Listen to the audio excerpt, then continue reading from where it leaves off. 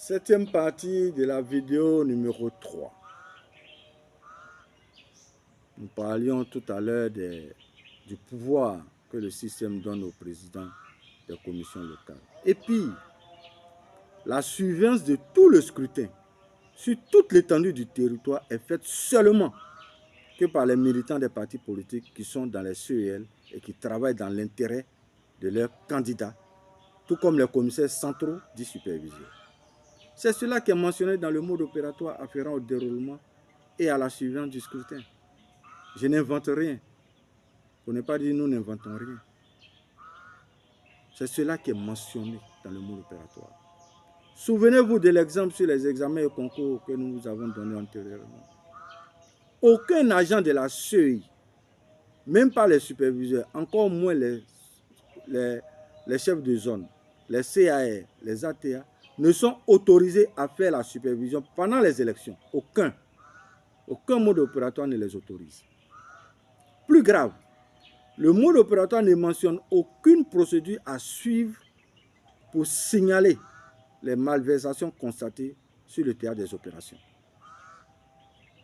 Encore moins qu'il puisse avoir une intervention pour corriger. Souvenez-vous de l'exemple sur les examens et concours que nous avons donné antérieurement. Et l'on nous parle de CEI impartial et crédible. C'est utopique et moralement malsain même de parler ainsi. Mesdames et messieurs, chers compatriotes, nous vous invitons à aller voir ce qui se passe sur le voisin sénégalais lors du déroulement du scrutin au vote, si vous le voulez bien. Au Sénégal, l'article L16 du fonctionnement de la Sénat concernant la transparence des scrutins dit ceci. La Sénat s'adjoint, le jour du scrutin, des superviseurs désignés par son président qui leur délivre des ordres de mission garantissant des droits attachés à leur qualité et définissant les fonctions qui leur ont été confiées. Leurs frais de mission sont inscrits au budget de la Sénat. Ces superviseurs procèdent à des contrôles sur pièce et sur place. Les dispositions de l'article L11 relatives aux immunités sont applicables aux superviseurs de la Sénat le jour du scrutin, ainsi qu'aux contrôleurs de la Sénat pendant l'exercice de leur mission. Il y a des superviseurs, il y a des contrôleurs. Les superviseurs de la Sénat sont choisis parmi les fonctionnaires et agents publics en activité ou à la retraite, les agents du secteur privé ou tout Sénégalais majeur, jouissant de ses droits civiques et politiques, sans appartenance politique et sachant lire et écrire dans la langue officielle. Chez nous en Côte d'Ivoire, les superviseurs et leurs assistants sont assis dans les bureaux de la CEI pendant le scrutin et d'autres sont chez eux, à leur domicile, téléphone et autres canaux de communication fermés. En plus, ils sont des mandataires des candidats. De toutes les façons, ils ont fait leur part de travail dans ce système frauduleux. Alors n'allez pas leur demander d'aller appréhender des personnes qu'ils ont installées pour la continuité de ce système sur le terrain. Ce sera semblable aux voleurs appréhendés par le commanditaire. C'est la seule explication de cette passivité pendant le scrutin, bien qu'ils se sont arrogés le titre de superviseur. Par ailleurs, ce comportement confirme les conclusions de ce rapport audiovisuel sur la structuration et l'organisation de la CEI que nous nous avons présenté. Ce sont plutôt les commissaires politiques locaux, des partenaires extérieurs de la CEI ou des personnes qui ne font pas partie de la CEI, pour la plupart presque illettrés, vivant dans les localités, les campements et villages, qui sont nous, nos superviseurs et nos contrôleurs sur le terrain pour cette importante opération. Et l'on nous parle d'impartialité et de crédibilité de la CEI. Sixième incohérence qui entache l'indépendance, l'équité et la transparence de la CEI. Au niveau de la liste électorale proprement dite, le système électoral de la CEI n'a pas prévu d'y faire un contrôle avant sa publication. Cette façon de faire est d'autant plus incompréhensible qu'inexplicable.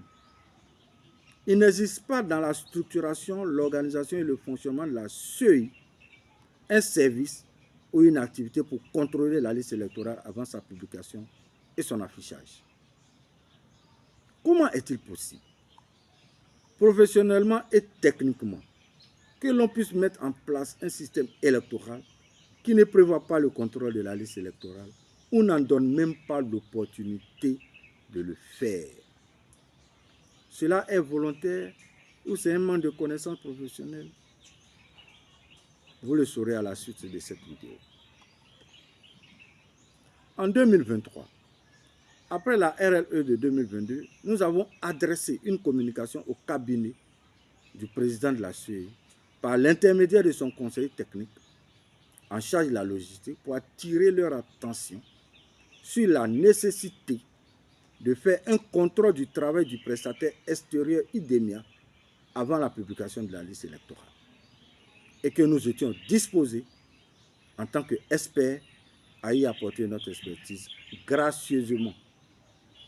Ce message a été encore une fois ignoré. Alors que la liste électorale est la matière première de tout système électoral. C'est l'élément le plus important du processus électoral qui requiert beaucoup d'attention, de compétences professionnelles, techniques, de probité et d'intégrité pour son élaboration et son établissement. La CEI a pour partenaire sous-traitant pour l'établissement de la liste électorale la structure IDEMIA. Ainsi, au cours de la révision de la liste électorale, après le passage au niveau de l'agent formulaire, le requérant est invité chez l'agent IDEMIA pour mettre les informations qui figurent sur le formulaire sagement renseignées dans la tablette, ensuite y introduire les empreintes biométriques et pour terminer la photo. Nous sommes d'accord là-dessus. Tout ce processus au niveau de cet agent IDEMIA permet de différencier toutes les personnes qui semblent avoir les mêmes identifications à tout point de vue. Mais malheureusement, lors des scrutins, ces tablettes, dans leur grande proportion, ne marchent pas, donnant lieu à toutes sortes d'actions frauduleuses. Et si nous voulons pousser la réflexion, nous pourrons même identifier les zones où ces tablettes ne fonctionnent pas le plus. Et vous comprendrez. Et l'on nous parle d'impartialité et de crédibilité de la CEI. Septième incohérence qui entache l'indépendance, l'équité et la transparence de la CEI. Merci pour la 7e partie. Tout à l'heure pour la 8e partie. À tout à l'heure. Ne quittez pas.